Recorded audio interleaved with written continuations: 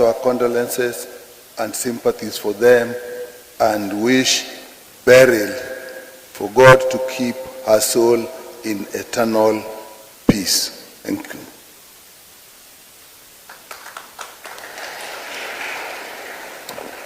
Thank you, Dr. Nyekal. Good afternoon, Church.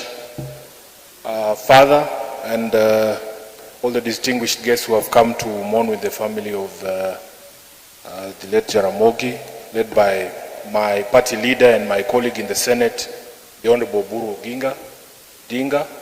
My name is Edwin Sifuna.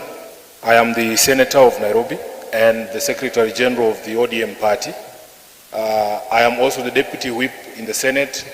Honorable Oburu, kindly accept the apologies of most of our colleagues in the Senate, because as you are aware, there is an active impeachment that is going on, but there are few of them that I have seen here. If you are from the Senate, I thought I saw your Vice Chair in the Energy Committee, the Honorable Kisang.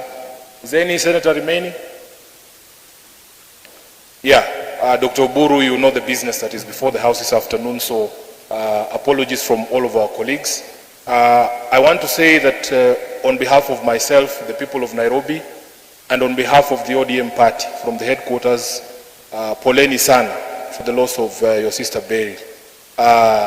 When we were talking, I was reminded of the book of Job, and I was trying to generate something through the AI to summarize what the story of the book of Job was about.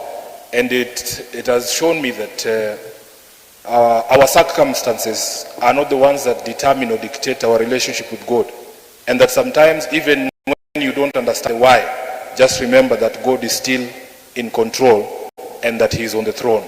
So for the Odinga family, you have had a very difficult year, a very difficult last 2 months. We will be there for you. We will be there with you. Even when we don't understand the why, there is nothing wrong you have done. And I am sure, although I might not have the authority of a priest, God still loves you, and God still loves the entire family. So at this particular point in time, party leader, there are some friends of ours who are here, who are also in party leadership. I have been requested to just allow them to say one word, Father. And as always, when I come to Consolata, if there are any crimes that are committed by anyone in the political class, I, Sifuna, bear the responsibility. So I will invite the party leader of DAP. He's here.